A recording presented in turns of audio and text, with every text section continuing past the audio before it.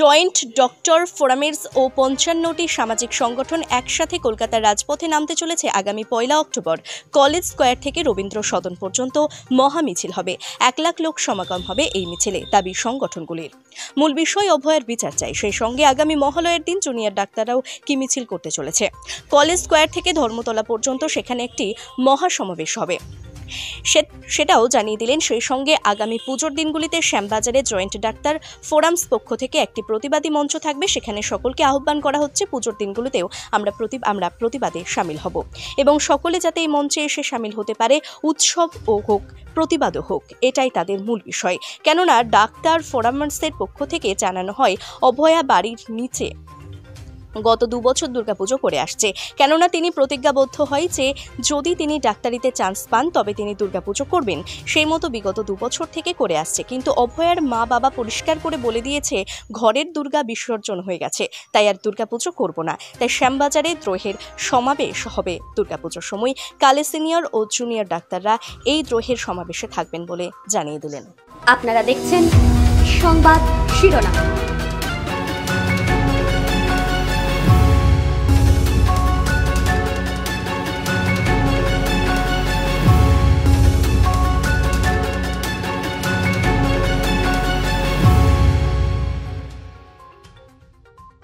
যে সরকার মনে করে 7 দিনে ডাক্তার করব, 4 দিনে নার্স করবো আর 3 দিনের নিরাপত্তা রক্ষী বানাবো, সেই সরকারকে বলার কিছু নেই। তার কারণ আইনসভাতে যারা পাঠান তাদের রাজনীতি জানেন না, যারা তাদেরকে যেমন তারা সংসদে পাঠান, বিধানসভায় পাঠান, সেই রকম করে তারা চুপ করে থাকবেন।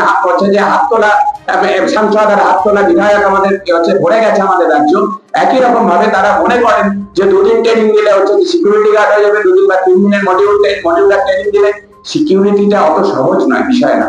সিকিউরিটি দেওয়া যে তার 2-3টে ব্যাপার থাকে। একটা যে তার কিছু টেকনিক্যাল বিষয় থাকে, আর সবচেয়ে আমরা বারবার বলছি সিকিউরিটি হচ্ছে একটা সামাজিক বিষয়, নিরাপত্তা হচ্ছে সামাজিক রাজনৈতিক বিষয়। নাগরিক প্রতিবাদের সাক্ষী থেকেছে পশ্চিমবঙ্গ। আমরা চাই আরজিকর হাসপাতালে 9ই আগস্ট ঘটা নৃশংস খুন, ধর্ষণ, প্রমাণ লোপাটে উপযুক্ত সকল দোষীর দৃষ্টান্তমূলক সাজা হোক। আইনের নির্দিষ্ট সময়সীমার মধ্যে তদন্তকারী সংস্থা এবং সুপ্রিম কোর্ট ন্যায় বিচার সুনিশ্চিত করুক, এটাই আমাদের প্রধান দাবি। আক্রমণ করার জন্য সাধারণ মানুষকে উস্কানিমূলক মন্তব্য করেছে।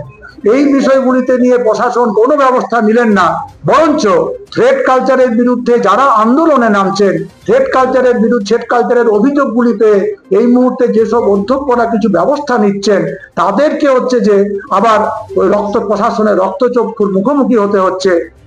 এবং এখানে আমাদের 1 লক্ষ মানুষের একসাথে আমরা রাজপথে থাকতে চাই এই 1 অক্টোবর। 1 লক্ষ একসাথে রাজপথে, এই স্লোগানে আমরা মুখরিত করব। কলেজ স্কোয়ার থেকে রবীন্দ্র সদন আমরা একসাথে মিছিল করব। বিকেল 4:30টায় আমাদের মিছিল শুরু হবে কলেজ স্কোয়ার থেকে এবং রবীন্দ্র সদনে গিয়ে সেই মিছিল শেষ হবে।